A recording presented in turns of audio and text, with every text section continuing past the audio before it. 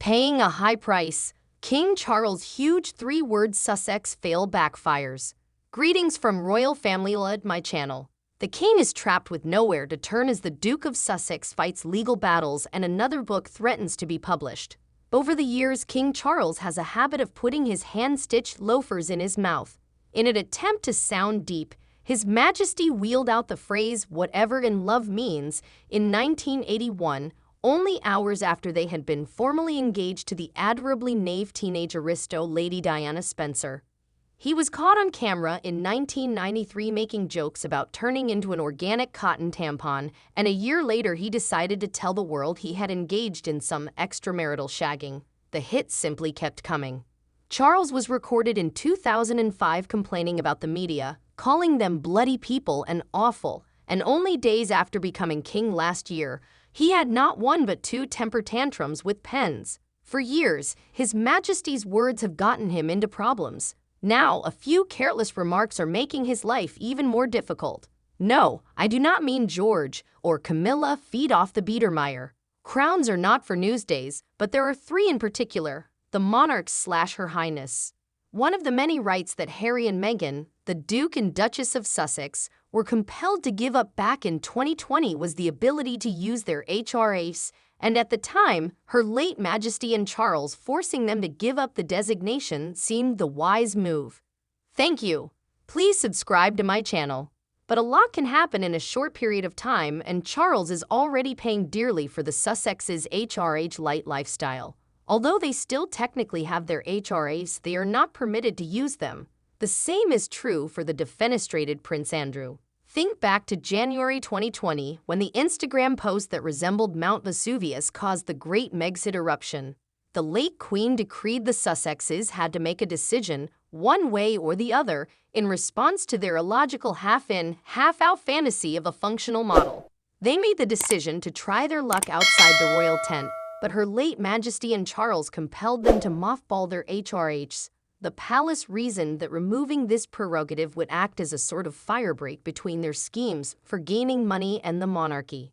That reasoning made sense considering that the couple later moved to the US and discovered they would have to support themselves. Oh, the humanity. And so began to sign business contracts with the same zeal as Harry did in 2012 at an all-you-can-chug margarita night in Vegas. But now that the Duke and Duchess have been essentially set free, stripped of their HRHs, and forced out of their UK residence along with his mummy, Charles has lost any real clout. Losing those three words may have diminished the Sussexes' potential marketability, but it has also freed Harry from the royal yoke and the customs that dominated the first 35 years of his childhood. The Duke last week used his position as the most senior member of the royal family since Charles I challenged Parliament to take a defiant verbal shot at the government, describing the situation as being at rock bottom in a London court. Harry has apparently now given Meghan her Economist login, and he has taken up reading, that riskiest of diversions. After so many firsts that made headlines, it was yet another first. In all honesty, I've lost count of them all. This Monday, Roy Anika, the royal editor of the Sunday Times, stated, "To many, his comment was woefully misjudged. To others, it was viewed as unconstitutional." Does anyone have a fleeting thought that this might cause Harry to lose sleep? I wonder whether the clucking voices of Fleet Street in Westminster won't just rile him up a little bit, inspiring him to continue on the uncharted course he has chosen.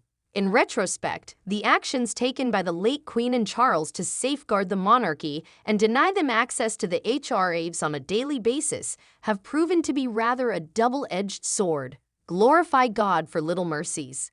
Does ordering a double-shot oak latte for Her Royal Highness, the Duchess of Sussex, really come easily to mind now?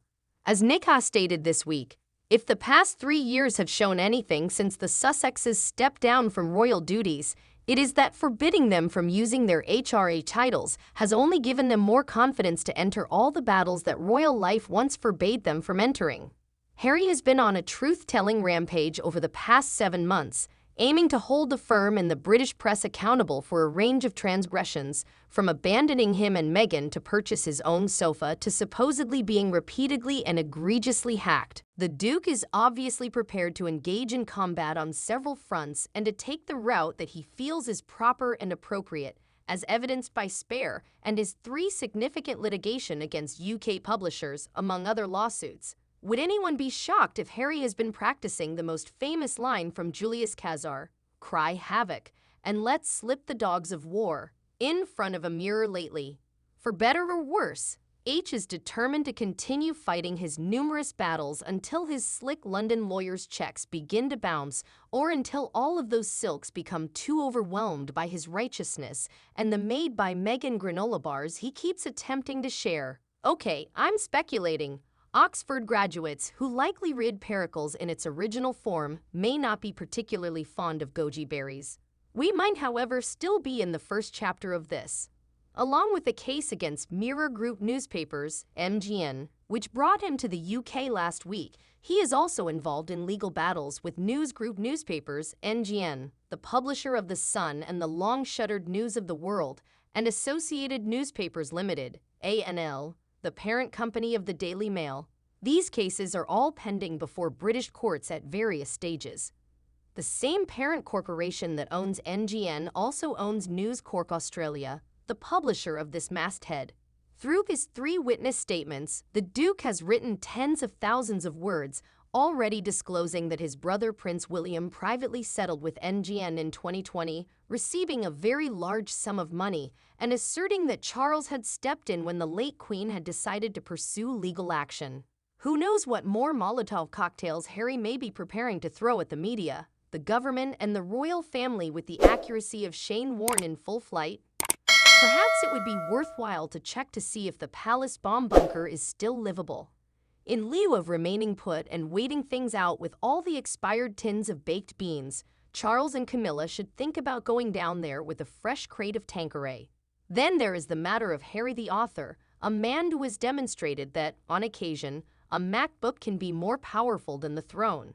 Speaking to the Daily Mail, royal biographer and author Christopher Wilson claimed that the Duke's contract with Penguin Random House, worth upwards of £22 million, $40,960,000, requires him to produce at least one more book, and soon. Harry was interviewed by Bryony Gordon for The Telegraph in January in preparation for the publication of his biography. She reported that Harry had commented, "It could have been 2 books, put it that way," and that the first draft was 800 pages, whereas the finished manuscript is just over 400. There is undoubtedly a lot more to say from our man in Montecito, even though several instances had to be omitted for lack of room. The Duke said to Gordon, "There are some things that have happened that I really don't want the world to know, especially between me and my brother, and to some extent between me and my father, since I don't believe they would ever pardon me. I advise you to be wary about Book 2's Ides." Charles is similarly constrained and disoriented in all of this as Princess Anne was in Harrods. Since Britain joined the common market, I doubt she has purchased a single article of new apparel. The king can't use the HRAs of the Sussexes to force Harry and Meghan back into line because they are now hidden in the palace attic with all those Van Eycks who have questionable German ancestry. Charles and company have given up trying to put pressure on Harry and Meghan after doing all in their power to keep them apart from the palace. Until Oprah phones to ask them over for Taco Tuesday, they are now free to be the thorniest of thorns in his tailor-made side for however long they please. Whatever the Sussexes' actions or statements may have been in violation of the Constitution, according to Nick Ha, the punishment is unlikely to be heavier than fiddling with seating arrangements for the occasional state occasion. In fact, Harry is the first senior member of the royal line to abdicate the throne since Edward II's wife Isabella of France left him and returned to Paris in the 14th century. Harry has served in 2 wars. Threats of being relegated to the 3rd row at a future church service don't exactly seem like they'll get him to behave, in my opinion.